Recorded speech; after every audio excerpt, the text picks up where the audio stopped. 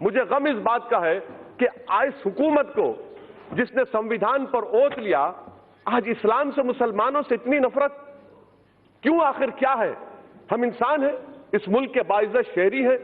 आखिर इस नफरत का, इस डिस्क्रिमिनेशन की वजह क्या है आप में? आप मत लीजिए किसी को। मैडम, मैं ये क्यों कह रहा हूं बता रहा हूं। मैं जानना चाहूंगा होम मिनिस्टर साहब से कि इस बिल को एनआरसी के नजर से देखने की जरूरत है। जो आसाम में एनआरसी हुआ मैडम, वहां पर 19 लाख लोगों के नाम नहीं आए, जिसमें से खुद वहां के मंत्री कहते हैं कि 5,40,000 बंगाली हिंदू हैं।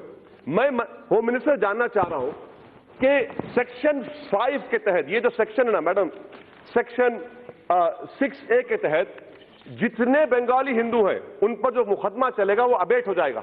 और किस पर मुकदमा चलेगा? फॉरेन सिविलियन से मुसलमानों पर। बताइए होम मिनिस्टर साहब, ये डिस्क्रिमिनेशन नहीं है? आर्टिकल 14 फेल का होता है, जहां पर मजहब आ जाता है, रीजनेबल क्लास वहां पर फेल हो जाता है। आप एनआरसी आसाम के 5,40,000 बंगाली हिंदुओं के लिए आप यह कानून बना रहे हैं। और जब एनआरसी हो जाएगा, अगर अमित शाह साहब का नाम नहीं आएगा और उन्हीं के पार्टी के किसी एक मुसलमान का नाम नहीं आएगा, तो सीएबी के जरिए अमित शाह का नाम आ जाएगा, मुसलमान का नाम नहीं आएगा। यह इनकी साजिश है कि स्टेटलेस बनाना मुसलमानों को। और मैडम, मैं इसकी मजम्मत करता हूं। हमारा हाल आप यह करके रख दिए है कि तूफान में, किश्ती में तासुबियत की, फिरका परस्ती के एक तूफान में बगैर मल्लाह के हमको किश्ती में डालकर छोड़कर साहिल पर बैठकर सब तमाशा देख रहे हैं। मगर याद रखो, ये तमाशा देखने वालों, ये कश्ती साहिल को पहुंचेगी और इंशाअल्लाह ताला हम कश्ती जलाकर जमहूरी अंदाज में अपने हक को हासिल करेंगे।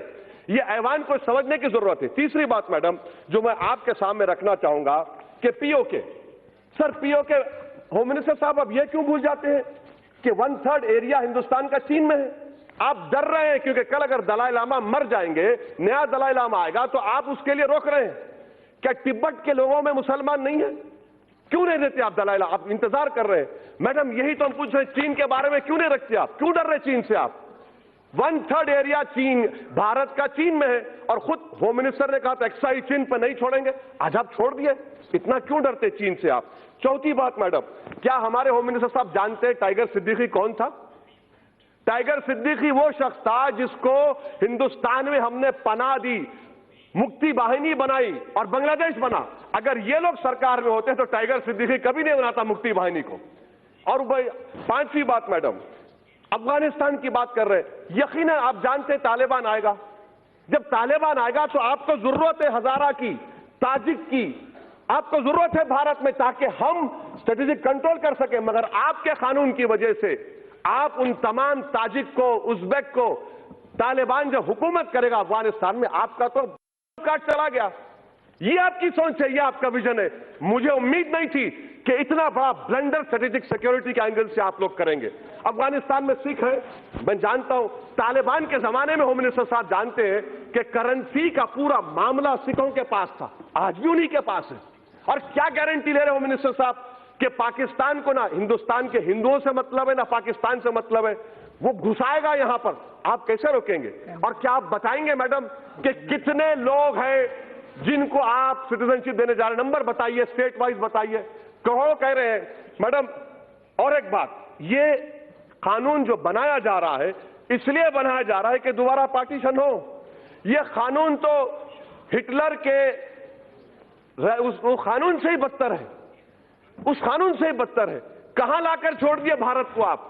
अगर आपने संविधान पर रोक किया था, हम मुसलमानों का गुनाह क्या है कि मुसलमान है? मुझे पाकिस्तान से मत लीजिए, अफगानिस्तान से मत लीजिए, मगर इस्लाम के ताल्लुक से, मुसलमानों के ताल्लुक से इस ऐवान को सोचना पड़ेगा। आप जो मैसेज दे रहे हैं, आपकी वजह से पॉलिटिकल मार्जिनाइजेशन हो गया मुसलमानों का। आप तो उनको दबा रहे हैं, उनके सीने पर पैर रखकर आप कह रहे हैं कि अब तो इस मुल्क का बाइज्जत शहरी नहीं बल्कि तो स्टेटलेस बनाया जाएगा। इसीलिए मैं कह रहा हूं मैडम कि ये एक पार्टीशन होने जा रहा है। मैडम, मैं आपको कहना चाह रहा हूं, अंग्रेजी में कहावत है कि those who do not learn from history are condemned to be repeated। Sri Lanka के 10 लाख तमिलियंस मद्रास में, तमिलनाडु में है, हिंदू नहीं है क्या? खत्म करो। नेपाल में मधेसी नहीं, हिंदू नहीं है, बताइए। अच्छा मैडम, ये होम मिनिस्टर साहब बता दीजिए कि म्यांमार में चिन, काचिन, अरहकान, अरे चंद साल तक ऑल इंडिया रेडियो पर काचिन का रेडियो सर्विस चलता था। ये चिन लोग क्रिश्चियन है, म्यांमार के आप इंतजार कर रहे हैं, क्या इंतजार कर रहे हैं? कौन सा स्ट्रेटेजी आपकी? हर एतबार से फेलियर साबित होगा मैडम। इसीलिए मैं इस बिल की मुखालिफत करता हूं। यह हिंदुस्तान के संविधान के खिलाफ है और यह उन लोगों की तौहीन है जिन्होंने इस मुल्क को आजाद करवाया था। सन 57 की जंग आजादी हो या 1910 में महात्मा गांधी कैसे महात्मा बने मालूम मैडम? उन्होंने साउथ अफ्रीका के नेशनल रजिस्टर कार्ड को फाड़ दिया था, जला दिया था। इसीलिए जब महात्मा ने फाड़ा, मैं इस बिल को फाड़ता हूं। यह हिंदुस्तान को तोड़ने की कोशिश कर रहा है।